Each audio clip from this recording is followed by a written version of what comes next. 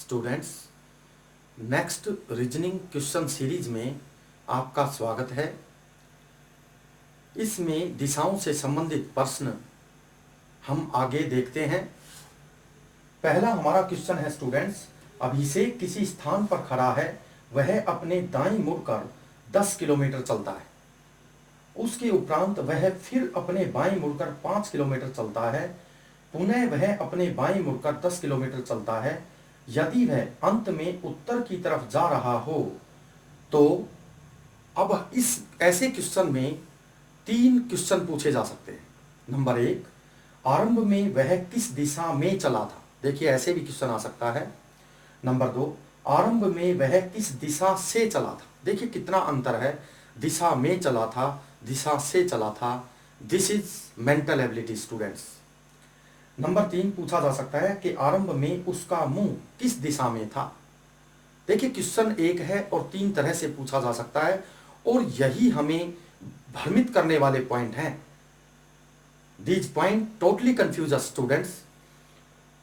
English में देखिए, Abhishek is standing anywhere, he turns to his right and walks 10 kilometre, again he turns to his left and walks 5 kilometre, once again he turns to his left and walks 10 kilometer.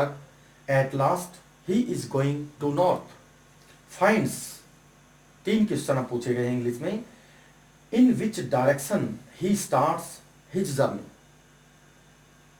Number 2, from which direction he starts his journey. Number 3, before starts his journey in which direction he is facing. देखिए students, अभिषेक किसी स्थान पर खड़ा है। ये देखिए, ये स्थान हम मान लेते हैं। अभिषेक स्टार्टिंग पॉइंट पे किसी स्थान पे खड़ा है। वह अपने दाईं मुड़कर 10 किलोमीटर चलता है। तो देखिए दायां, ये दायां होता है। दाईं मुड़कर 10 किलोमीटर चलता है। ये देखिए 10 किलोमीटर चलता है। उसके उपरांत वह अपने बाईं मुड़कर 5 किलोमीटर चलता है। उसके उपरांत बाईं, देखिए बाईं ये होता है, बाईं मुड़कर 5 किलोमीटर चलता है। ये देखिए 5 किलोमीटर चलता है। उसके उपरांत वह अपने बाईं मुड़कर 5 किलोमीटर चलता है। पुनः वह अपने बाईं मुड़कर 10 किलोमीटर चलता है। उसके बाद पुनः बाईं, ये देखिए बाईं मुड़कर 10 किलोमीटर चलता है। तो देखिए ये 10 किलोमीटर आ जाता है इधर, और इसके बराबर आ जाता है 10 किलोमीटर बाएं मुड़कर। ये 10 किलोमीटर यहां पर आ जाएगा। उसके बाद कहता है बाएं मुड़कर 10 किलोमीटर चलता है। यदि वह अंत में उत्तर की तरफ जा रहा है, कहता है कि ये जो यहां पर ये जा रहा है, अंत में यदि यह उत्तर की तरफ जा रहा है, तो स्टूडेंट्स आप सोचिए कि जिस डायरेक्शन क्वेश्चन में स्टार्टिंग में दिशा नहीं दी गई होती, किस दिशा में वह गया, तो ऐसी सिचुएशन में हम कोई पॉइंट रखकर, कोई स्टार्टिंग पॉइंट मानकर जब क्वेश्चन को करते हैं और अंत में हम पाते हैं कि यह कहता है कि अंत में उत्तर की तरफ जा रहा है, लेकिन हम जिस पॉइंट से चले थे उस पॉइंट से ये उत्तर की तरफ नहीं, उस पॉइंट से ये पश्चिम की तरफ जा रहा है। तो आप सोचिए कि अगर कोई ऐसे इस डायरेक्शन में और इधर उसका मुंह हो, देखिए इधर उसका मुंह है, पहले वह अपने दाएं मुड़ा, फिर वह अपने बाएं मुड़ा और 5 चला, फिर वह अपने बाएं मुड़ा और 5 चला, 10 चला। तो देखिए ऐसी सिचुएशन में जब वो अंत में पश्चिम की तरफ जा रहा है, तो आप सोचिए, आप चारों दिशाओं की तरफ सोचिए कि अगर वो इधर मुंह किए होता, देखिए अगर वो इधर मुंह किए हुए होता और वो ऐसे अपने दाएं चलता, ये देखिए दाएं चलता, और उसके बाद फिर बाएं मुड़ता और फिर उसके बाद में अपने दाएं चलता, तो देखिए वो कहां जाता, उत्तर की तरफ जाता।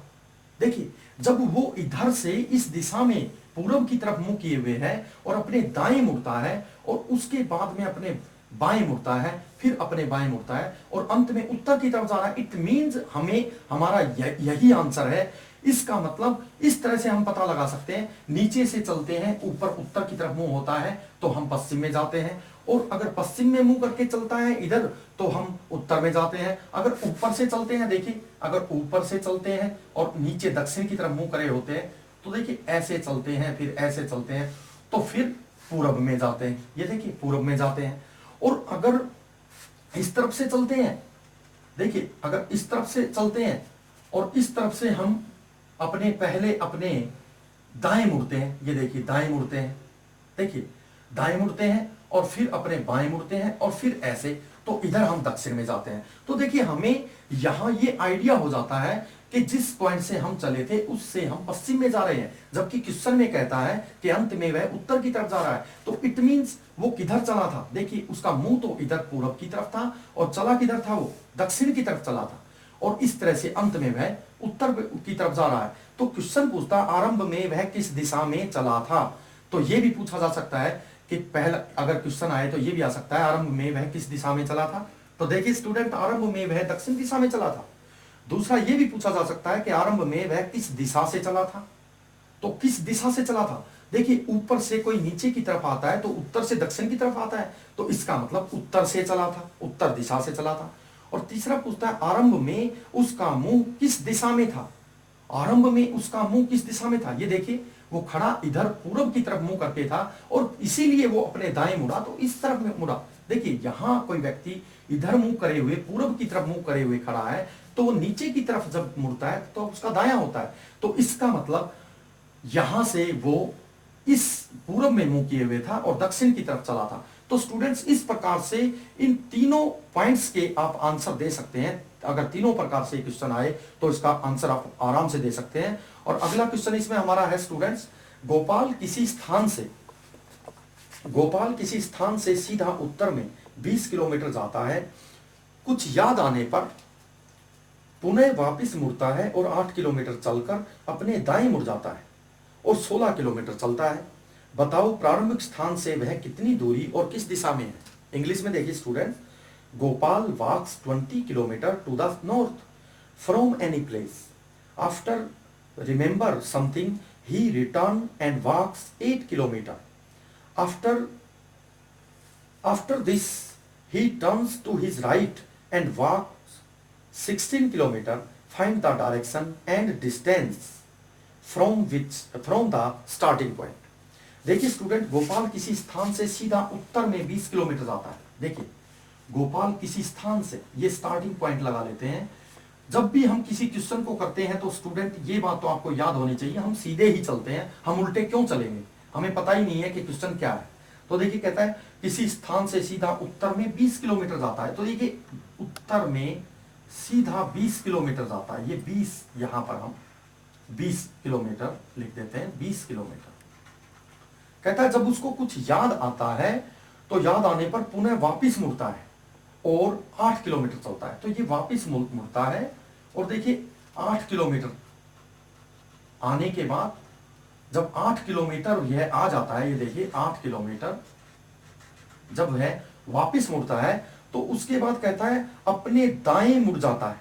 तो देखिए जो आदमी ऊपर से नीचे की तरफ आ रहा है तो उसका दायां किधर होगा, उसका दायां इधर होगा। ये देखिए दाएं मुड़ता है और 16 किलोमीटर चलता है।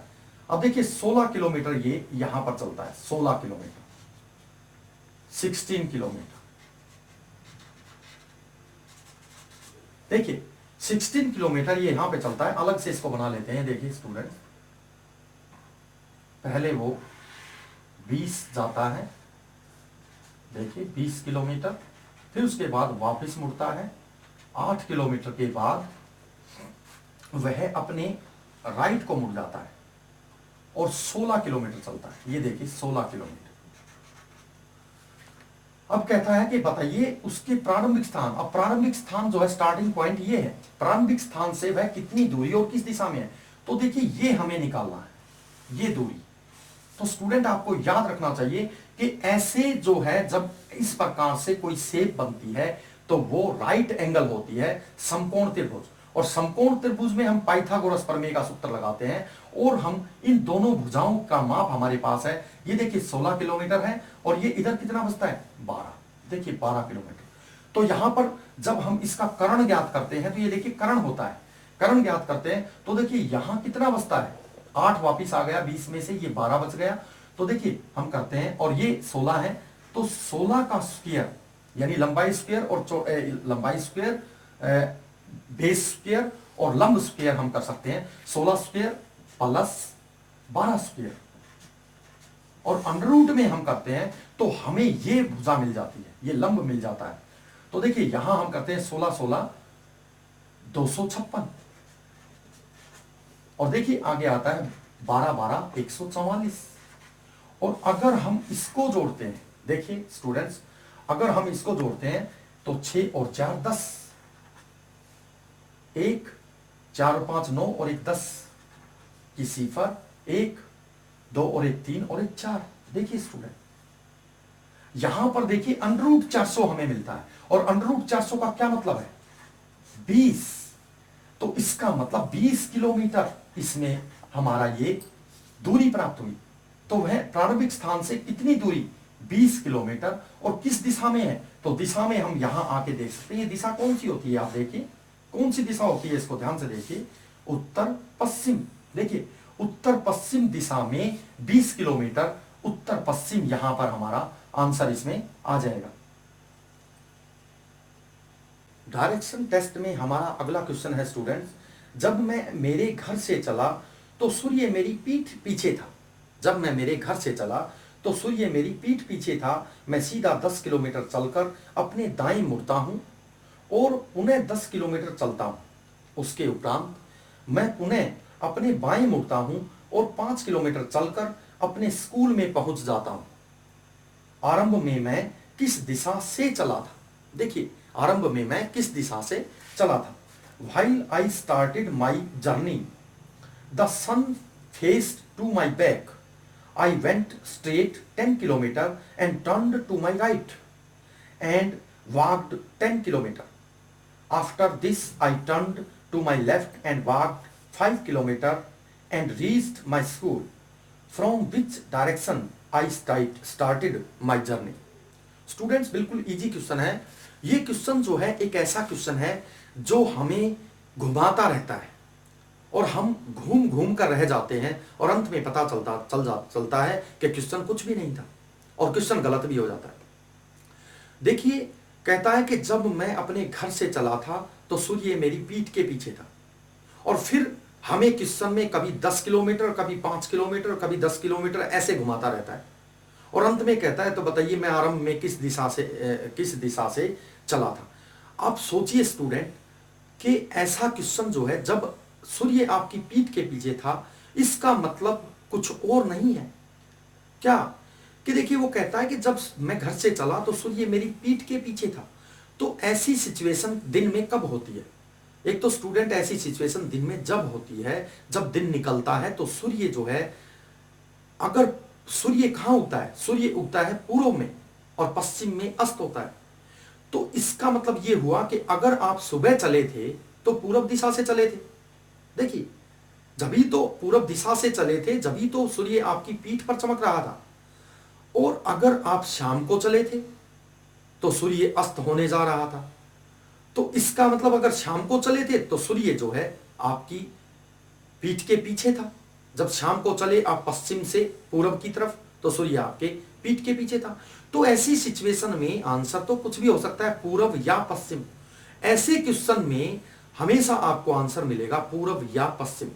ये कंफ्यूजिंग क्वेश्चन है, इसमें और कुछ भी नहीं है। बस ये याद रखें कि आप जब चले थे तो सूर्य आपकी पीठ के पीछे था। ऐसी सिचुएशन एक दिन में 2 बार होती है। कब? सुबह और शाम। तो हो सकता है आप पश्चिम से चले हो सकता है आप पूर्व से चले हो। तो कोई भी दिशा इन दोनों में से, यानी दोनों दिशाएं, आपका ऑप्शन जो है इसमें होगा पूर्व या पश्चिम। तो या इसके बीच में आप ईस्ट और वेस्ट, इंग्लिश में ऑप्शन में, और हिंदी में पूर्व या पश्चिम आपको ऑप्शन में मिलेंगे, वो आपका इसमें आंसर होगा। अगला क्वेश्चन है स्टूडेंट्स कि 3:30 बजे यदि घंटे की सुई को ठीक दक्षिण में माना जाए। कहता है 3:30 बजे यदि घंटे की सुई को ठीक दक्षिण में माना जाए तो मिनट की सुई की दिशा क्या होगी? If there is 3:30 in the watch, we suppose hours stick to the south facing to the south, then in which direction the minute sticks would be? Students घड़ी में देखिए, कहता है कि 3:30 अगर घड़ी में बजे हो, देखिए 3:30 घड़ी में बजे हुए हैं, और ऐसी सिचुएशन में देखिए अगर सीधी दक्षिण की तरफ, ऐसे हम दक्षिण में इसको करते हैं तो सीधी होती है, देखिए दिशाएं ऐसे बिल्कुल सीधी होती हैं, लेकिन अगर दक्षिण दिशा थोड़ी सी टेढ़ी हो गई है तो उत्तर भी तो टेढ़ी हो जाएगी। देखिए 9 और 10 के बीच में उत्तर हो जाएगी। और अगर ऐसी सिचुएशन होती है तो देखिए ये जो पश्चिम दिशा की सुई है ये भी तो थोड़ी सी ऊपर होगी, देखिए। और ऐसी सिचुएशन में अगर हम ये टाइम करते हैं तो देखिए जब ओरिजिनल दिशा है, जब वो ऐसे टेढ़ी हो जाएगी, थोड़ी सी टेढ़ी हो जाएगी, तो ये बड़ी सुई जो है ये उस पश्चिम के नीचे रह जाएगी। तो ऐसी सिचुएशन में यहां दिशाएं डबल हो जाएंगी। डबल कैसे कि देखिए दक्षिण थोड़ा सा आगे हो गया तो पूरब भी थोड़ा सा आगे हो जाएगा, देखिए दक्षिण थोड़ा सा आगे हो गया तो यहाँ पश्चिम भी थोड़ा सा आगे हो जाएगा, और पश्चिम थोड़ा सा आगे होने से ये सुई जो है नीचे रह जाएगी और दिशाएं हमारी डबल हो जाएंगी। क्या? दक्षिण और पश्चिम, इसमें हमारा स्टूडेंट्स आंसर आ जाएगा। बोर्ड पे देखिए कि ओरिजिनल दिशा हम अगर बनाते हैं, ये देखिए ओरिजिनल दिशा, और ओरिजिनल दिशा के हिसाब से अगर हम बनाते हैं तो देखिए यहां पर 3 होते हैं और यहां पर 9 होते हैं और यहां पर 6 होते हैं, देखिए स्टूडेंट। और अगर 3:30 बजे अगर सुई जो है यहां ऐसे हो, ऐसे होती ही है, और देखिए बड़ी सुई जो है ऐसे हो, और अगर हम उत्तर दक्षिण को अगर हम सरका देते हैं इन सुइयों के अकॉर्डिंग, तो देखिए अगर उत्तर ऐसे दक्षिण टेढ़ा हो गया तो उत्तर भी तो टेढ़ा हो जाएगा। और जब हम पूर्व पश्चिम की बात करेंगे तो पूर्व पश्चिम भी देखिए ऐसे हो जाएंगे। तो उस सिचुएशन में ये 6 जो है इन दोनों दिशाओं के बीच में आ जाएगा। ये दिशा दक्षिण दिशा है और ये दिशा पश्चिम दिशा है। तो इस प्रकार से यहां दक्षिण पश्चिम दिशा ऐसी सिचुएशन में होगी। और कहता है कि in which direction the minute stick would be, तो मिनट की सुई किस डायरेक्शन में होगी? देखिए मिनट की सुई दक्षिण और पश्चिम डायरेक्शन के बीच में होगी, तो हम कहेंगे दक्षिण पश्चिम में होगी। तो इस प्रकार से डायरेक्शन टेस्ट का मैं यहीं पर समापन करता हूं। स्टूडेंट्स देखिए डायरेक्शन टेस्ट में मैंने आपको जितने मुश्किल प्रश्न थे वो करवाने का प्रयास किया है, और आगे भी आने वाली रीजनिंग क्वेश्चन सीरीज में डायरेक्शन से संबंधित क्वेश्चन मैं आपको। रीजनिंग में हमारा अगला प्रश्न बड़ा ही इंटरेस्टिंग है, जो 2-3 साल से बैंक पीओ की परीक्षा में पूछा जाता रहा है। लेकिन हमें ऐसा नहीं सोचना चाहिए कि यह प्रश्न बैंक पीओ की परीक्षा में ही पूछा जाता है। इस प्रश्न से हमारी जनरल मेंटल एबिलिटी डेवलप होती है। आपको इस प्रश्न पे विशेष ध्यान देना चाहिए। ये प्रश्न प्रत्याशी बहुत बार मेरे पास लेकर आते हैं कि सर ये प्रश्न हमें समझ में नहीं आया। ये प्रश्न इनपुट और आउटपुट से संबंधित प्रश्न होते हैं। जो कंप्यूटर मशीन से संबंधित प्रश्न आजकल बैंक पीओ की परीक्षा में पूछे जाते हैं। इन प्रश्नों को समझना बहुत जरूरी है, क्योंकि जब तक ये प्रश्न हमको अच्छी प्रकार से समझ में नहीं आएंगे हम इन प्रश्नों को हल नहीं कर सकते। वैसे तो ये प्रश्न बहुत ही इजी होते हैं, जब समझ में हमें आते हैं तो पता चलता है कि ये तो कुछ भी नहीं है, लेकिन समझ में आने से पहले ये बड़े मुश्किल प्रतीत होते हैं। कंप्यूटर मशीन के इन प्रश्नों में इनपुट और स्टेप्स दिए गए होते हैं, जिनको हमें अच्छी प्रकार से अरेंज करना होता है। इन प्रश्नों को आप देखिए। रीजनिंग बैंक पीओ, मैंने ये लिखा है कि रीजनिंग बैंक पीओ। अब तक ये प्रश्न बैंक पीओ के एग्जाम में ही पूछे जाते रहे हैं, और ये 5 प्रश्न, हर बार 5 प्रश्न पूछे जाते हैं। एक प्रश्न में 5 प्रश्न प्रत्याशियों को ये फेस करने पड़ते हैं, जो इजी होते हैं, लेकिन फिर भी इसका पैटर्न समझ में ना आने के कारण प्रत्याशियों को इन्हें करने में बहुत समस्या होती है। देखिए इनपुट, पहले एक इनपुट दिया गया होता है और इनपुट के अंदर ये प्रॉब्लम दी गई होती है। और फिर उसके स्टेप बनाए गए होते हैं, step 1, step 2, step 3, step 4, step 5, step 6। Step कितने भी बन सकते हैं, ये इनपुट पर ही डिपेंड करता है कि इनपुट क्या है और उसमें क्या बताया गया है। देखिए, इसमें एक खास बात और होती है कि पहले इस एक प्रश्न को समझाया गया होता है कि हमने एक कंप्यूटर मशीन में इनपुट में ये वर्ड्स या ये नंबर्स हमने डाले और उस मशीन ने विभिन्न प्रकार से इनको स्टेप वाइज यानी चरण में इस प्रकार से जचाया। वो जचाया किस प्रकार से, एक बार प्रश्न को अच्छी तरह से समझाया गया होता है और फिर उसी के आधार पर उसी प्रकार के अन्य प्रश्न पूछे गए होते हैं जिनका आंसर हमें देना होता है। देखिए, इनपुट में क्या दिया गया है, सबसे पहले हम इसको देखते हैं। देखिए, सबसे पहले हमें इसको समझना बहुत जरूरी है कि इस इनपुट को स्टेप वाइज कैसे जचाया गया है। अगर ये बात हमें समझ में आ जाती है, अगर इन स्टेप्स को, इनपुट के स्टेप्स को हम अच्छी प्रकार से समझ लेते हैं तो हम इस पर आधारित सभी प्रश्नों का हल बड़े ही आराम से कर सकते हैं। लेकिन बिना समझे हम ऐसा नहीं कर सकते। सबसे पहले देखिए, हार्म 63, 42, 4, अस 31, गो 81। देखिए, इनको कैसे अरेंज किया गया है। सबसे पहले देखिए, सबसे पहले इसमें 81 को रखा गया है। देखिए, 81 को क्यों रखा गया है कि देखिए, इसमें 81 है, फिर हार्म है, फिर उसके बाद में 63 है, फिर 42 है। देखिए, इसी तरह से इस इनपुट को यहां पर सजाया गया है। कैसे, देखिए, सबसे पहले अंकों को उठाया गया है। अंकों में देखिए 81 सबसे बड़ा है। देखिए, 63, 42 और 31 और 81 में 81 सबसे बड़ा है, जिसको देखिए आगे लगा दिया गया। आप और किसी भी वर्ड या नंबर की तरफ ध्यान मत दीजिए, इस 81 की तरफ ध्यान दीजिए। इस एक 81 को देखिए यहां से उठाकर यहां स्टेप 1 में पहली बार रखा गया है और 81 के बाद पूरा देखिए, फिर उसके बाद में हार्म, ये देखिए हार्म यहां रख दिया, फिर देखिए 63 यहां रख दिया, 42 यहां रख दिया, 4 यहां रख दिया, अस देखिए 80 यहां रख दिया, 31, 31 यहां रख दिया, गो को यहां रख दिया, 81 सबसे पहले रख दिया। देखिए, क्योंकि 81 नंबर्स में सबसे बड़ा था, सबसे ग्रेटेस्ट था, इसलिए उसको सबसे पहले रख के और बाकी सभी आगे से वैसे के वैसे इसके अंदर रख दिए। अब दूसरे में देखेंगे हम, दूसरे में देखिए 81 तो है ही पहले, 81 को तो पहले जचाया ही गया है। अब जो शब्द दिए गए हैं, जो वर्ड्स दिए गए हैं, उनमें देखिए सबसे पहले कौन सा आता है। अल्फाबेटिकली हम देखते हैं तो सबसे पहले क्या आता है, देखिए एच आता है, एफ आता है, अस आता है या गो आता है। देखिए एफ, जी, एच, तो एफ, यू तो बहुत बाद में होता है। तो देखिए 4 का नंबर है। एक बार नंबर्स को, दूसरी बार वर्ड को उठाया गया है, तो दूसरी बार हम वर्ड को उठाते हैं तो देखिए स्टेप नंबर 2 में 81 तो पहले था ही, 81 का नंबर तो पहले था, लेकिन अब वर्ड उठाना है तो देखिए 4 को उठा के यहां रख दिया है। देखिए नंबर 2 पे 4 को उठाकर यहां पर रखा गया है और बाकी हार्म 63, 42, देखिए, फिर उसके बाद में देखिए 4 आ चुका है पहले, अस 31, गो,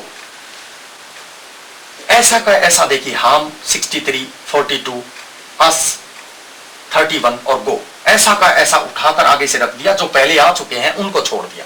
अब देखिए स्टेप 3 में हम वर्ड्स को उठाएंगे, क्योंकि अंक को उठाएंगे, नंबर को उठाएंगे। अब 81 के बाद उससे छोटा कौन सा है, ये देखिए 63। अब स्टेप 3 में अगर हम जाके देखते हैं तो पहला 81 हमने उठाया था, 81, फिर 4 उठाया था और फिर उसके बाद में देखिए 63 इसमें आया हुआ है और बाकी को एज इट इज उठाकर लगाया गया है और जो पहले आ चुका है उसको छोड़ दिया गया है।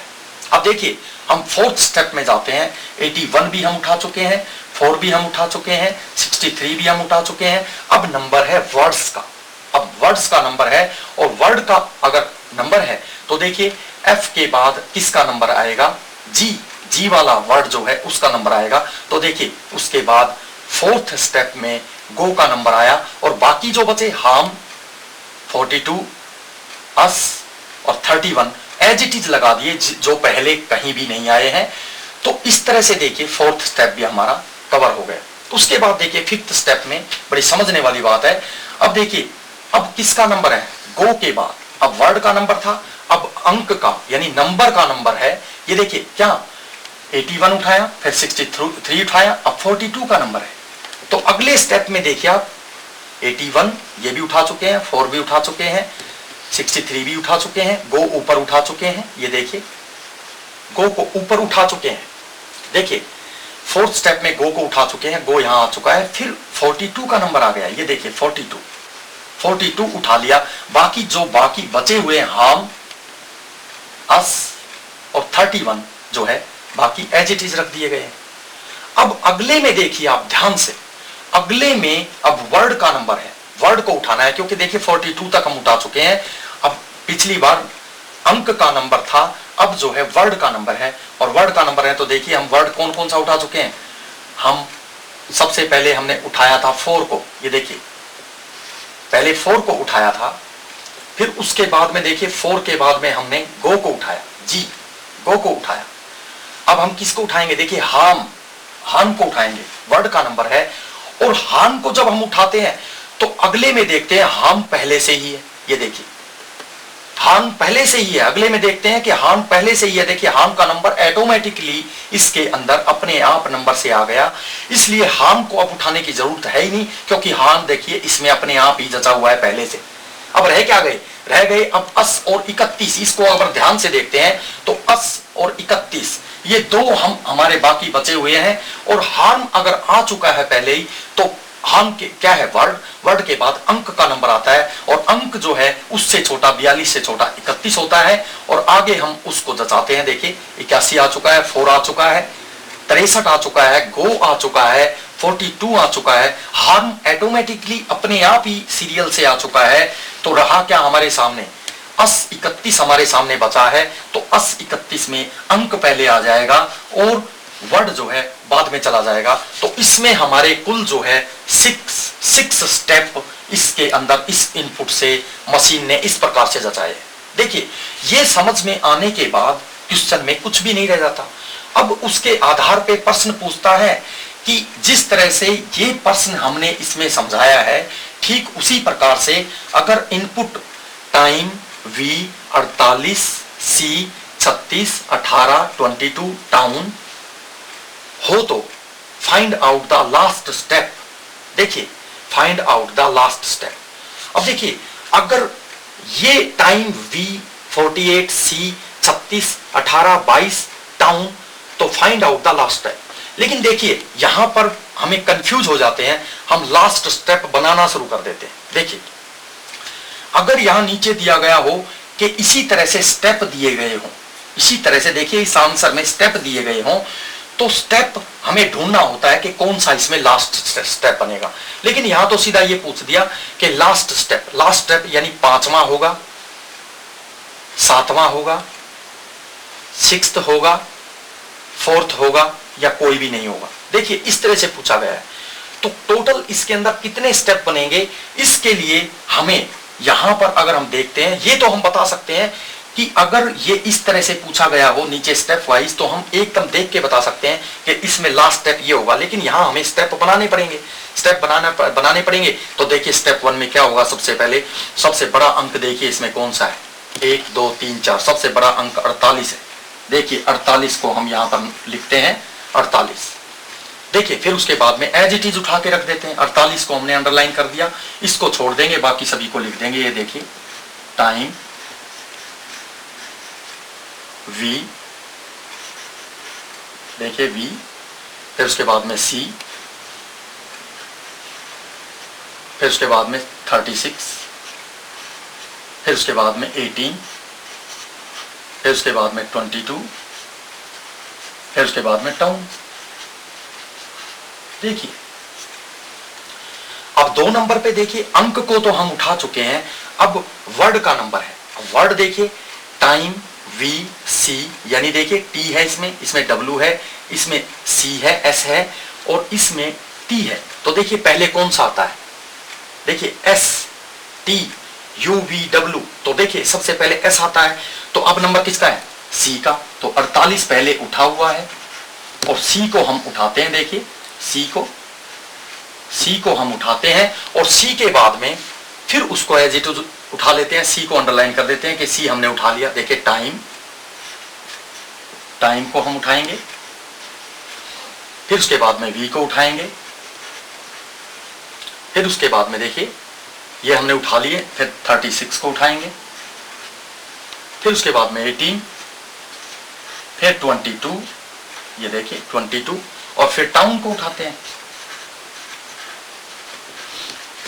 अब देखिए फिर हमने दूसरे स्टेप में 2 उठाए। अब तीसरा नंबर किसका है? अंक का है। तो दूसरे नंबर पे अंक कौन सा है? देखिए 48 के बाद 36 2 नंबर पे आता है। अब हम यहां पर उठाते हैं, 48 पहले उठा हुआ है और सी भी इसमें देखिए आप उठा हुआ है, सी भी पहले उठा हुआ है। अब अंक को उठाते हैं तो अंक हमें मिलता है 36। 36 के बाद अब हम इसको फिर उठाना शुरू कर लेते हैं शुरू से। टाइम, ये देखिए टाइम, फिर उसके बाद में देखिए वी, फिर उसके बाद में ये तीनों उठ चुके हैं। 18, देखिए 18, फिर देखिए 22 और फिर टाउन। अब देखिए 3 हम उठा चुके हैं, 48 उठा चुके हैं, सी उठा चुके हैं, 36 उठा चुके हैं। अब हमारा नंबर आता है वर्ड को उठाने में। तो वर्ड में देखिए दूसरे नंबर पे सी के बाद किसका नंबर है? देखिए टी, देखिए टी, एस के बाद टी, तो टी ओ, इसमें ओ है, देखिए टी 2 है, इसमें ओ है, इसमें आई है, तो टाइम को उठाएंगे। तो 3 तो पहले उठा चुके हैं, देखिए 48, सी और 36, और देखिए आगे टाइम को उठाना है और टाइम ऑटोमेटिकली दिया हुआ है। देखिए टाइम ऑटोमेटिकली यहां पर दिया हुआ है। अगर टाइम यहां पर दिया हुआ है तो हम अगले अंक को उठाएंगे। अगला अंक कौन सा है इसमें? देखिए छोटा अंक 22, तो 22 को उठा लेते हैं। टाइम ऑटोमेटिकली उठा हुआ है तो हम अगले अंक को उठा लेते हैं 22 को, और 22 को उठाते हैं तो उसके बाद में देखिए हम क्या लिखते हैं, यहां पर वी लिखते हैं, वी देखिए, फिर उसके बाद में वी लिखते हैं। शुरू से क्या क्या बचा हुआ है उसी को हम उठाते हैं। फिर देखिए किसको उठाते हैं? 18 को उठाते हैं। 22 आ चुका है, देखिए। फिर उसके बाद में क्या बचता है? देखिए टाउन, TOWN। अब देखने वाली जो बात है उसको आप देखिए, 48 भी उठ चुका है, सी भी उठ चुका है, 36 भी उठ चुका है, टाइम भी ऑटोमेटिकली उठ चुका है, और 22 टाइम के बाद हमने उठाया है। अब आगे रहा क्या हमारे पास? आगे नंबर किसका है? 22 के बाद अब वर्ड का नंबर है, और वर्ड में किसका नंबर पहले है? देखिए टाउन का नंबर पहले है, तो हम यहां तक तो सेम एज इट इज उठा लेते हैं 48। फिर आगे देखिए, फिर आगे हम उठाते हैं सी एज इट इज, ये जो पहले उठे हुए हैं। फिर उसके बाद में देखिए 36 को उठाते हैं, फिर उसके बाद में टाइम को उठाते हैं,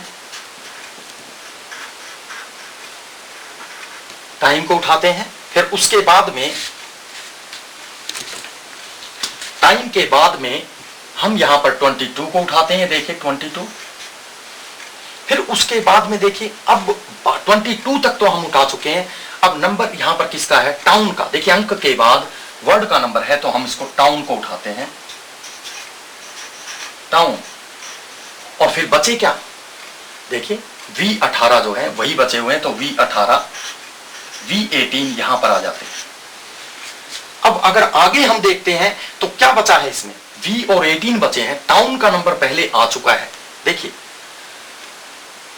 अब V जो है इसमें देखिए सबसे लास्ट में S, T पहले आ गए थे, तो अब W इसमें सबसे बाद में है, और अंक का नंबर पहले है तो अंक पहले आ जाएगा। देखिए 48, C, ये देखिए C, 36, टाइम 22 और टाउन। यहां तक तो हम उठा ही चुके हैं टाउन। तो अब क्या है? अंक का नंबर है तो अंक 18 यहां हो जाएगा, और V जो है पीछे हो जाएगा। अब हमें उठाने की ही जरूरत नहीं है, इसमें सारा अरेंज अपने आप हो चुका है। यानी इस इनपुट, अगर इनपुट ये दिया हुआ हो तो इसमें 1 2 3 4 5 स्टेप बनते, 5। देखिए 1 1 2 3 4 5 6 स्टेप बनते हैं।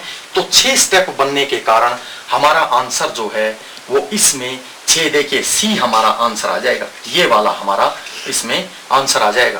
प्रकार से प्रत्याशियों, यदि क्वेश्चन में स्टेप इस प्रकार से ऑप्शन में दिए गए हों तो आप इस प्रकार से आंसर दे सकते हैं, और अगर स्टेप वाइज 5 ऑप्शन दिए गए हों तो आप ये बता सकते हैं कि लास्ट स्टेप कौन सा होगा, फोर्थ स्टेप कौन सा होगा, सेकंड स्टेप कौन सा होगा।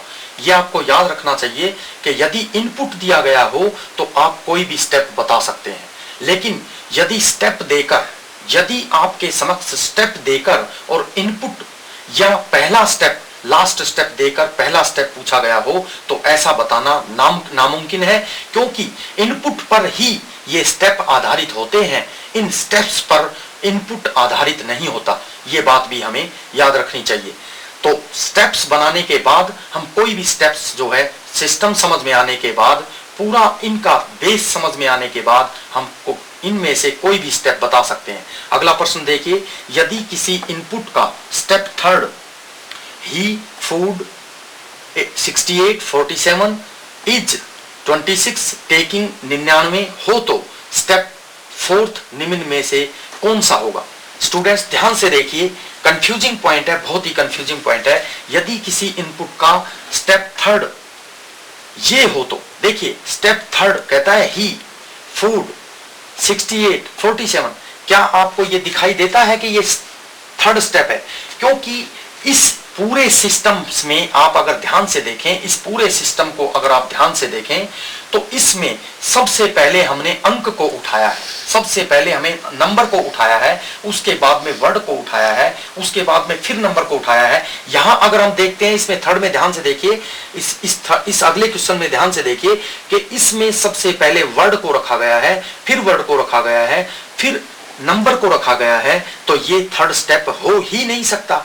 तो इसलिए यहां पर ऑप्शन नीचे दिए हुए होंगे कि पहला ये है, दूसरा ये होगा, तीसरा ये होगा, चौथा होगा, कि ये स्टेप सही नहीं है, यानी इनपुट का स्टेप थर्ड जो दिया गया है ये गलत दिया गया है, या ये स्टेप हो ही नहीं सकता। इस प्रकार से ऑप्शन आपको नीचे दिया हुआ मिलेगा। आप देख सकते हैं यहाँ कि ये थर्ड स्टेप कैसे होगा, फर्स्ट स्टेप में अंक आगे होना चाहिए। अगले क्वेश्चन में देखिए, यदि किसी इनपुट का अंतिम चरण 65 अगो 48 बाल 27 कोट 15 कट हो तो प्रथम चरण ज्ञात करो। देखिए वही बात है कि इनपुट का अंतिम चरण, देखिए अंतिम स्टेप दिया गया है और प्रथम चरण पूछा है। मैंने अभी थोड़ी सी बार पहले आपको बताया था कि यदि इनपुट का लास्ट स्टेप दिया गया है तो लास्ट स्टेप से हम कैसे बता सकते हैं। अब पिछले प्रश्नों में जाके देखिए, इन प्रश्नों में जाके देखिए, लास्ट स्टेप अगर ये है तो हमें ये कैसे पता चलेगा कि कौन सा वर्ड या कौन सा अंक, कौन सा नंबर इनपुट में कहां पर अरेंज किया गया होगा, ये हम नहीं बता सकते। कैसे नहीं बता सकते? क्योंकि हमें यही नहीं पता होगा कि इस अगर लास्ट स्टेप ये है तो इसको किस किस प्रकार से ऊपर रखा गया होगा, कौन सा आगे होगा, कौन सा पीछे होगा, ये हम नहीं बता सकते। हमेशा आप इस बात को याद रखेंगे कि यदि किसी इनपुट पर जो है वो स्टेप्स डिपेंड होते हैं, स्टेप्स पे इनपुट डिपेंड नहीं होता। अगर देखिए हम अंतिम चरण को यहां देखते हैं कि 65 एगो 48, अगर इसको पूरे को हम देखते हैं तो इससे पिछला स्टेप कैसे बनाएंगे और उससे पिछला स्टेप कैसे बनाएंगे, और अगर ऐसे नहीं बना सकते तो हम इसमें फर्स्ट स्टेप और इनपुट को कैसे ज्ञात कर सकते हैं। क्योंकि इनपुट पर स्टेप्स आधारित होते हैं, इनपुट को देखकर, इनपुट के आधार पर हम स्टेप जो है तैयार करते हैं, न कि स्टेप के आधार पर इनपुट तैयार किया जाता है। हमेशा ऐसे प्रश्न कभी भी आपके समक्ष आए तो आप उनमें ज्ञात नहीं किया जा सकता, ऐसा ऑप्शन नीचे दिया गया होता है, वही आपका आंसर होता है। तो इस प्रकार से ये चरण जो है हम ज्ञात नहीं कर सकते। अगला देखिए, यदि इनपुट गोइंग सी 65 35 इज 96 हो तो थर्ड स्टेप क्या होगा, ये हम बता सकते हैं क्योंकि इनपुट दिया गया है और थर्ड स्टेप हमें बताना है। तो आप देखिए फर्स्ट स्टेप क्या हुआ, स्टेप फर्स्ट को अगर हम देखते हैं तो फर्स्ट स्टेप में सबसे बड़ी संख्या को सबसे पहले हम लेके आते हैं, वो है 96। तो देखिए 96 और उसके बाद में एज इट इज सारा लगा देते हैं इन गोइंग, देखिए गोइंग, उसके बाद C, उसके बाद 65, उसके बाद 35 और इज 96। यहां तक है देखिए 1 2 3 4 5 6, 6 इसके अंदर टोटल जो है हमारे सामने अंक और शब्द कुल 6 है। अब उसके बाद में 96 को हम उठा चुके हैं। अब स्टेप 2 में देखिए, स्टेप 2 में हम देखते हैं तो स्टेप 2 में 96 को उठा चुके हैं। तो अब हम वर्ड को लेंगे। वर्ड देखिए कौन सा पहले आएगा, सबसे पहले आई है, सी है और गोइंग है। तो देखिए जी सबसे पहले है, तो यहां पर हम 96 पहले उठा चुके हैं और 96 के बाद गोइंग ऑलरेडी दिया गया है। देखिए गोइंग ऑलरेडी इसके अंदर जो है गोइंग का नंबर ऑलरेडी पहले अपने आप ही आया हुआ है। तो गोइंग के बाद फिर देखिए अंक का नंबर है, तो अंक को यहीं पर हम बदलते हैं और अंक को हम बदलते हैं तो अंक दूसरे नंबर पे कौन सा आता है, 65। तो 65 को हम यहां पर लगाते हैं और 65 को हम यहां पर लगाने के बाद फिर गोइंग आ चुका है, सी यहां पर लेते हैं, ये देखिए सी, 65 बीच में आ चुका है। फिर उसके बाद में 35 को लेते हैं और इज को लेते हैं, ये देखिए। इसी तरह से फिर थर्ड स्टेप में अगर हम जाते हैं, स्टेप थर्ड, तो स्टेप थर्ड में देखिए हम 96 पहले ले चुके हैं, गोइंग भी ले चुके हैं और 65 देखिए 65 यहां पर हम उठा के लाए थे और 65 के बाद हमें कोई वर्ड लेना है। और अगर हम वर्ड को लेते हैं तो वर्ड में देखिए गोइंग पहले ले चुके थे, उसके बाद में आई का नंबर है, इज, तो इज को हम यहां पर लेते हैं। देखिए इज, ये इज यहां पर लेते हैं। तो इज को यहां पर लेने के बाद हमारे पास क्या बचता है, देखिए यहां पर सी, ये भी आ चुका है। फिर लेते हैं हम 35 और उसके बाद बचता है क्या, इज आ चुका है, तो ये बचे। अब हमारे पास बचा क्या, देखिए यहां हमने इज तक अरेंज कर दिया, 65 के बाद इज तक अरेंज हमने किया। तो देखिए सी और 35 हमारे पास बचे हैं और सी का नंबर इज के बाद 35 का नंबर है। तो स्टेप थर्ड हमें बताना था और स्टेप 4 में इसका अंत ही हो जाएगा। जैसा कि आप देखते हैं कि जब स्टेप 4 हम बनाते हैं तो फिर इज के बाद नंबर का, संख्या का नंबर है और संख्या को हम यहां लाएंगे तो सी पीछे हो जाएगा, स्टेप 4। तो स्टेप थर्ड हमें इसमें बताना है, थर्ड स्टेप ज्ञात करो। तो थर्ड स्टेप जो है इसका जो है थर्ड स्टेप यहां पर आता है। तो थर्ड स्टेप को अगर हम देखते हैं तो यहां थर्ड स्टेप हमारा ये इसमें आंसर आता है। अगले क्वेश्चन को देखिए, यदि input was 56 25 Ram 48 boy good 32 हो तो लास्ट स्टेप कौन सा होगा। अब देखिए इनपुट देकर हमसे लास्ट स्टेप पूछा गया है। यहां देखिए 1 2 3 4 5 6 7 8 लास्ट स्टेप। देखिए अगर हम स्टेप वाइज इसमें स्टेप बनाते हैं तो उसी प्रकार से हमें इसमें स्टेप बनाने होंगे और उसी प्रकार से हम स्टेप बनाएंगे। तो फर्स्ट स्टेप में देखिए, फर्स्ट स्टेप में सबसे पहले बड़ा अंक कौन सा है, बड़ा अंक 56 है, ये देखिए 56 के बाद हम एज इट इज इसको उठाते हैं। देखिए वाज, देखिए 56 के बाद वाज 25 राम 48 बॉय गुड और 32, देखिए 32। उसके बाद में सेकंड स्टेप में जब हम आते हैं तो हम वर्ड को लेंगे। यहां पर वर्ड देखिए सबसे पहले कौन सा है, बी, देखिए बॉय यहां पर वर्ड आता है सबसे पहले। तो बॉय को हम लेते हैं तो 56 हम ले चुके हैं, 56 के बाद हम बॉय को लेते हैं। बॉय को लेने के बाद सारे एज इट इज आप लगा सकते हैं, वाज 25 यहीं से देख सकते हैं, राम 48 बॉय ले चुके हैं गुड और 32। अब उसके बाद में देखिए 56 और बॉय हम ले चुके हैं। अब नंबर किसका है, थर्ड स्टेप में नंबर किसका है, नंबर अंक का है। तो अंक देखिए उसके बाद में अगर इनपुट में देखते हैं तो अंक है 48। तो देखिए 56 बुआई ये पहले हम ले चुके हैं, अब 48 का नंबर है तो 48 यहां आ जाएगा। और 48 के बाद हम देखिए एज इट इज जता सकते हैं, वाज 25 राम 48 हम ले चुके हैं तो गुड आ जाएगा और 32। अब उसके बाद देखिए हमने 48 तक हमने ले लिया। फोर्थ स्टेप में हम लेते हैं, फोर्थ स्टेप में देखिए 56 हम ले चुके हैं, बुआई हम ले चुके हैं, 48 हम ले चुके हैं। अब हमें किसे लेना है, एक वर्ड को लेना है और वर्ड में ऊपर देखते हैं तो किसका नंबर है, ये देखिए आप बी के बाद जी का नंबर है, गुड का नंबर है। देखिए यहां पर गुड का नंबर है तो गुड को हम लेते हैं, गुड, और गुड को आगे लेते हैं तो आगे एज इट इज देखिए वाज 25 राम और 32, क्योंकि गुड पहले आ चुका है। फिर उसके बाद में फिफ्थ स्टेप में हम जाते हैं, फिफ्थ स्टेप में जाते हैं तो देखिए 56 हम ले चुके हैं, बुआई हम ले चुके हैं, 48 हम ले चुके हैं, गुड को हम ले चुके हैं।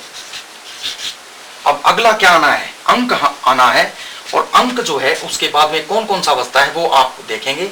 देखिए 32 इसके बाद बड़ा है तो 32 को आप ले सकते हैं। 32 के बाद हम इसको एज इट इज रख सकते हैं, देखिए वाज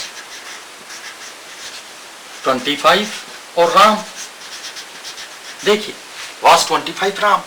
अब 32 तक हम फिफ्थ स्टेप में ले चुके हैं, ये देखिए 32 तक, ये देखिए फिफ्थ स्टेप तक हम ले चुके हैं। सिक्स्थ स्टेप में हम यहां पर 56 बुआई 48, फिर उसके बाद में वर्ड देखिए 48 के बाद हमने गुड को लिया, गुड ऑलरेडी आ चुका है। 32 देखिए 1 2 3 4 5 32 आ चुका है। अब हमें लेना क्या है, अंक आ चुका है तो वर्ड को लेना है। और वर्ड देखिए इन दोनों में ये जो बचे हुए हैं वाज और राम है, वाज और राम में से कौन सा पहले आता है, तो स्पष्ट है कि यहां पर राम पहले आएगा। तो देखिए राम को यहां पर ले लेते हैं, राम को लेते हैं तो क्या बचता है, वाज और 25। अब अगले स्टेप में अगर हम देखते हैं कि हम राम तक अरेंज कर चुके हैं, देखिए अब हमें लेना क्या है, अंक, और अंक पीछे रखा हुआ है। अगर अंक पीछे रखा हुआ है तो स्पष्ट है कि स्टेप एक और बनेगा, और अंक ऑलरेडी अगर यहां पर रखा होता देखिए तो फिर हमें लेने की इसको जरूरत ही नहीं थी, यही स्टेप लास्ट हो जाता। इसलिए लास्ट स्टेप एक और बनेगा, वो क्या, देखिए 7वां स्टेप जो है इसमें लास्ट स्टेप बनेगा, वो हमें इसमें लेना पड़ेगा। और वो स्टेप क्या है, यहां पर हम देखिए 56 बुआई और 48 गुड 32 राम।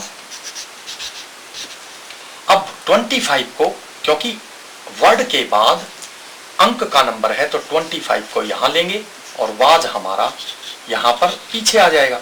तो इस प्रकार से इसके अंदर कुल 7 स्टेप बने हैं। ये पूछता है, देखिए ध्यान से, ये पूछता है इनपुट वाज ये हो तो लास्ट स्टेप कौन सा होगा। अगर स्टेप नीचे उसी पहले क्वेश्चन की तरह दिए गए हों, यहां पर दिया गया हो स्टेप 1 स्टेप 2 5 बनेंगे, 6 बनेंगे, 7 बनेंगे, तो आप वो आंसर दे सकते हैं भाई 7 बनेंगे या 6 बनेंगे। और अगर ये पूछा गया हो कि नीचे स्टेप दिए गए हों सभी स्टेप, तो लास्ट स्टेप कौन सा बनेगा, तो इनमें से लास्ट स्टेप ये वाला स्टेप हमारा बना, और ये वाला स्टेप आप उनमें से छांट कर अपना आंसर इसमें दे सकते हैं। इस प्रकार से प्रत्याशियों आप इस बात को ध्यान रखेंगे कि ये प्रश्न बार बार कॉम्पिटिटिव एग्जाम में पूछे जाते रहे हैं। इन प्रश्नों को तरह तरह से पूछा जा सकता है। यह जरूरी नहीं है कि एक शब्द और एक अंक आपके सामने हो, यहाँ पर सभी अंक संख्याएं भी दी जा सकती हैं। और संख्याओं को अरेंज कैसे किया जाता है आपको ये पता होना चाहिए कि अगर मोस्टली ये जितने भी इनपुट के क्वेश्चन आते हैं, इसमें जितने भी अंकों की सीरीज दी गई होती है, उसमें क्या करते हैं, सबसे बड़ी पहले लगा दी, फिर उससे छोटी फिर उससे छोटी इस तरह से लगाई जाती है। या फिर ये किया जा सकता है कि एक बार जो है अंक को पहले लगा दिया, दूसरी बार शब्द को पहले लगा दिया। या फिर ये भी किया जा सकता है कि एक बार इवन नंबर को उठा लिया, पहले इवन नंबर को उठा लिया, फिर ओड को उठा लिया, फिर इवन को उठा लिया, फिर ओड को उठा लिया। या फिर इस तरह से किया जा सकता है कि पहले ओड को उठा लिया, फिर इवन को उठा लिया। या फिर इस तरह से किया जा सकता है कि छोटी संख्या को पहले उठा ली, फिर उसके बाद उससे बड़ी, फिर उससे बड़ी, यानी असेंडिंग और डिसेंडिंग ऑर्डर में। तो इस तरह से इसके अपने पैटर्न होते हैं। और शब्दों में देखिए, शब्दों में अक्सर क्या होता है, शब्दों में अक्सर होता है कि या तो पहले दो अल्फाबेट का अक्षर उठा लिया, फिर देखिए 2 अल्फाबेट का वर्ड उठा लिया, जैसे इसमें 2 अल्फाबेट का वर्ड सबसे पहले उठा लिया, फिर 3। अगर वर्ड्स में आती है, सभी वर्ड्स में आती है। इसी को आप ऐसे भी दे सकते हैं कि देखिए इसी को चेंज करना चाहे तो पहले सबसे पहले जो है 81 को उठा लिया, 31 को उठा लिया, फिर वर्ड को उठाया तो 2 अंकों का उठा लिया। देखिए दो अल्फाबेट का उठा लिया, जिसमें 2 अल्फाबेट का जो वर्ड है उसको उठा लिया, फिर 2 का और है तो 2 का और उठाया। तो उसमें ये जरूर देखेगा कि अल्फाबेट के आधार पे कौन सा पहले आता है, तो पहले जी को उठा लेगा, फिर दोबारा अल्फाबेट को उठाएगा तो अस को उठा लेगा। इसी तरह से अलग अलग सिस्टम से बिल्कुल इसी पे ये इनपुट और स्टेप्स के क्वेश्चन जो है प्रत्याशियों के समक्ष बार बार कॉम्पिटिटिव और एंट्रेंस एग्जाम में 2 या 3 साल से बैंक पीओ की परीक्षा में स्पेशल पूछे जाते रहे हैं और 1-2 दूसरी परीक्षाओं में भी ये प्रश्न पूछे गए हैं। और इसी प्रकार से कॉम्पिटिटिव एग्जाम में पेपर सेटर एक दूसरी परीक्षा को देखते हुए एक दूसरे की परीक्षा के आधार पर नकल से दूसरे अपनी प्रतियोगी परीक्षाओं में भी उन क्वेश्चंस को सेट कर सकते हैं। इसलिए हमें चाहे ये बैंक पीओ परीक्षा का प्रश्न हो, हमें यह प्रश्न आना जरूरी है, क्योंकि आजकल कॉम्पिटिटिव एग्जाम इतने टफ हो चुके हैं, किसी भी प्रतियोगी परीक्षा में ये क्वेश्चन हमारे सामने रखे जा सकते हैं। इसके सिस्टम को अगर हम अच्छी तरह से समझ लें तो हमारे लिए ये क्वेश्चन करना बहुत ही इजी हो जाता है। अब आप देखिए कि अगर आपसे को इस सिस्टम को आप समझ गए हैं तो इस सिस्टम को देखते हुए अगर आपके सामने कोई इनपुट रख के ये पूछ ले कि लास्ट स्टेप कौन सा होगा, तो आप क्या लास्ट स्टेप डायरेक्ट नहीं बता सकते। देखिए सिर्फ नीचे स्टेप दिए गए हैं, इस प्रकार से स्टेप दिए गए हैं और आपको वो स्टेप बताने हैं। तो हम ये यहीं पर देखिए इनपुट से ये आइडिया लगा लेंगे कि सबसे पहले 81 है, सबसे पहले 81 हो जाएगा, 2 नंबर पे ये हो जाएगा, यहीं पर नंबर डाल देंगे। देखिए 1 नंबर पे ये आ जाएगा, 2 नंबर पे देखिए आप FGH, तो F 2 नंबर पे आ जाएगा। 3 नंबर पे क्या आएगा, अब अंक को देख लो, 3 नंबर पे ये आ जाएगा। फिर 4 नंबर पे क्या आएगा, 4 नंबर पे आप इसको देख लीजिए, 4 के बाद FG, ये देखिए 4 पे ये आ जाएगा। 5 नंबर पे क्या आएगा, 5 नंबर पे अंक का नंबर है तो 5 नंबर पे देखिए 42 आ जाएगा, 5 नंबर पे 42 आ जाएगा। 6 नंबर पे अब जाएंगे तो 6 नंबर पे आपको पता है FGH, अब 6 नंबर पे इसका नंबर आ जाएगा। और 7 नंबर पे जाके देखते हैं तो 7 नंबर पे किसका, अब इसके बाद में 7 नंबर अंक का है, तो अंक में क्या बचा हुआ है आपके पास, देखिए 31 बचा हुआ है और फिर अस अपने आप ही पीछे हो जाएगा। तो देखिए इस प्रकार से आपको क्या यही नहीं पता चल गया कि लास्ट स्टेप कौन सा है। आप अगर इस सिस्टम को समझ जाएं, आप इनपुट जो पहले एग्जाम्पल दिया गया होता है, अगर आप उस एग्जाम्पल को अच्छी तरह से समझ लें तो आपको ये पता चल जाएगा कि इवन नंबर का चक्कर है, ओड नंबर का चक्कर है, या छोटे बड़े का चक्कर है, या असेंडिंग ऑर्डर का चक्कर है, या डिसेंडिंग का चक्कर है। ये आपके लिए बिल्कुल ही ईजी हो जाता है। और आप जानते हैं कि practice makes a man perfect. अगर आप प्रैक्टिस करेंगे तो आपके लिए ये क्वेश्चन कुछ भी नहीं है। और मुझे पूरी आशा है कि इनको आप इस आधार पर अच्छी प्रकार से हल कर सकेंगे। अगला प्रश्न डायाग्राम से संबंधित है। इस डायाग्राम को ध्यान से देखिए, पाई चित्र को ध्यान से देखिए। ये पाई चित्र से संबंधित प्रश्न हर हायर एग्जाम में, नेट परीक्षा में, IAS परीक्षा में, बैंक पीओ परीक्षा में, SSC, बीएड परीक्षा में, MBA परीक्षा में, हर परीक्षा में ये प्रश्न जो है पूछा जाता है। लेकिन इस प्रश्न को हल करने का ढंग हर प्रत्याशी का अपना अपना अलग होता है। कई इसको बड़े लंबे मेथड से करते हैं और उसमें बहुत समय जो है खराब हो जाता है और पूरा प्रश्न पत्र हल नहीं हो पाता। लेकिन देखिए, मैं आपको इसको बिल्कुल शॉर्टकट मेथड से हल करके दिखाऊंगा, क्योंकि इसमें अलग अलग मान रखना पड़ता है, अलग अलग तरह से मान रख के और परसेंटेज निकालनी पड़ती है, और परसेंटेज निकालने के बाद आप इसका मान जो है ज्ञात कर सकते हैं। लेकिन देखिए, मैं आपको अपने तरीके से इसको करके दिखाऊंगा, आप उसका फायदा जो है अपने कॉम्पिटिटिव और एंट्रेंस एग्जाम में उठा सकते हैं।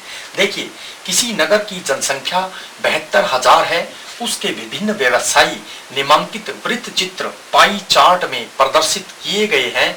इसका अध्ययन करते हुए नीचे पूछे गए प्रश्नों के उत्तर दीजिए। देखिए, पाई चित्र को ध्यान से देखिए। इसके अंदर देखिए, यहाँ 120 अंश दिखाया गया है। 120 एंगल पे नौकरी, 72 एंगल पे उद्योग और 36 अंश पे व्यापार और 108 अंश पे कृषि और 24 अंश पर ये देखिए परिवहन, यहाँ पर ये देखिए परिवहन को दिखाया गया है।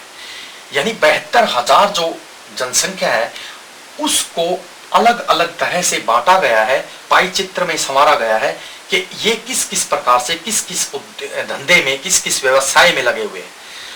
क्वेश्चन क्या पूछता है नीचे, आप क्वेश्चन को ध्यान से देखिए। प्रश्न नंबर 1 में कहता है कृषि की अपेक्षा नौकरी में कितने अधिक व्यक्ति लगे हैं। देखिए, कृषि की अपेक्षा नौकरी में, यहां प्रत्याशी क्या गलती करते हैं कि पहले इस डायग्राम से, यानी इसका मान 360 होता है और 360 के आधार पर इनका परसेंटेज निकालने की कोशिश करते हैं, जिसमें बहुत समय लग जाता है। लेकिन आप ध्यान से देखिए, यहां सोचने वाली बात है कि ये सारा पाई चित्र 360 अंश का होता है, 360 अंश का, और यहां अंशों में इसको दर्शाया गया है और इन सभी का मान 360 है। इन सभी का मान स्पष्ट 360 है। जब पाई चित्र में ये दिया गया है, यहां परसेंट नहीं है, यहां अंश दिए गए हैं, और अंश अगर दिए गए हैं तो इसका मान 360 है। तो देखिए, कहता है कि कृषि की अपेक्षा, ध्यान से देखिए, कृषि की अपेक्षा नौकरी में कितने अधिक व्यक्ति लगे हैं, यानी कृषि और नौकरी का डिफरेंस पूछा गया है। तो देखिए, क्या हम यहां ये नहीं देख सकते, देखिए इधर कि नौकरी में है 120 अंश पे नौकरी को दिखाया है और 108 पे कृषि को दिखाया है। तो देखिए, दोनों का डिफरेंस हम निकाल लेते हैं। दोनों का डिफरेंस देखिए यहां पर कितना हुआ, 12 अंश का डिफरेंस, और इसी से हम क्वेश्चन को सोल्व कर सकते हैं। कैसे, देखिए, अगर पूरे, देखिए इधर पूरे पाई चित्र का मान 360 है, तो देखिए पूरे पाई चित्र का मान 360 अंश है, तो देखिए, तो कुल जनसंख्या कितनी है, 72,000। देखिए, पूरे पाई चित्र का मान अगर 360 है तो कुल जनसंख्या कितनी है, 72,000, और अगर 1 है तो 72,000 बटा 360। देखिए, और अगर 12, देखिए दोनों में अंतर कितना है, अगर 360 अंश का मान, हम ये भी कह सकते हैं अगर 360 अंश का मान 72,000 है, देखिए, क्योंकि 360 पूरा पाई चित्र 360 अंश का है और 360 का मान अगर 72,000 है तो एक अंश का मान क्या हुआ, 72,000 बटा 360, और 12 अंश का मान क्या हुआ, गुणा 12। देखिए, गुणा 12 करके हम इसको काटते हैं तो देखिए 0 से 0 और 12 तिया 36, और यहां इससे काटते हैं तो ये देखिए 2400, यानी 2400 व्यक्ति जो हैं नौकरी में कृषि की अपेक्षा फालतू है। देखिए, कृषि की अपेक्षा 2400 व्यक्ति नौकरी में फालतू है। अब यहां पर देखिए अगला क्वेश्चन देखिए, कहता है कुल जनसंख्या का कितने प्रतिशत परिवहन व्यवसाय में है। देखिए, कुल जनसंख्या का, देखिए फिर देखिए, कुल जनसंख्या का कितने प्रतिशत परिवहन व्यवसाय में है। अब देखिए, कुल जनसंख्या का कितने प्रतिशत परिवहन व्यवसाय में है। अगर आप परिवहन पे आके देखते हैं तो यहाँ 24 अंश दिया गया है। देखिए 24 अंश दिया गया है। अभी आप 24 अंश का मान, 12 अंश का मान हमने कैसे निकाला था, देखिए आप अच्छी तरह समझ सकते हैं कि जब 12 अंश का मान 2400 है तो 24 अंश का मान कितना हुआ, 4800 नहीं हुआ, 4800। देखिए 24 अंश का मान 4800, इसका मतलब ये तो स्पष्ट हो गया कि 4800 व्यक्ति हैं। लेकिन कहता है, यहां देखिए, कहता है 2 नंबर में कुल जनसंख्या का कितने प्रतिशत परिवहन व्यवसाय में, तो परिवहन व्यवसाय में कितने हुए, 4800, और सारे कितने हैं, 72,000। तो हम ये कह सकते हैं कि 72, देखिए 72,000 का वट परसेंट बराबर है 4800। देखिए 72,000 का वट परसेंट बराबर है 4800। इस बात को आप देखिए कि 72,000 का वट परसेंट बराबर है 4800। अब हमें निकालना क्या है, परसेंटेज निकालना है। और परसेंटेज अगर इसमें निकालना है, देखिए परसेंटेज, तो हम का को नीचे ले आते हैं 72,000 और 4800 को हम ऊपर ले जाते हैं। ये देखिए 4800 और गुणा 100, और अगर इसको काटते हैं हम, ये देखिए इधर इसको काटते हैं तो 72 से इसको हम काट देंगे। 72 से इसको काटते हैं तो देखिए 12 छिक 72 और 12 पे इसको काटते हैं, 12 चौक 48, 0। देखिए एक बार फिर देख लीजिए कि 4800 गुना 100 बटा 72,000। देखिए 72,000 को हम नीचे काटते हैं, 2 जीरो से 2 जीरो गई और 1 जीरो से ये जीरो गई, और 12 छिक 72, ये देखिए, और 12 चौक 48, 0। अब ये यहां पर ये कट जाएंगे, देखिए 6 से 2 तिया 6, तो 20/3। देखिए 20/3, 20/3 का क्या अर्थ हुआ, देखिए 6 सही 2/3, 6 तिया 18, 19, 20/2, 20/2 यानी 6 सही 2/3% जो है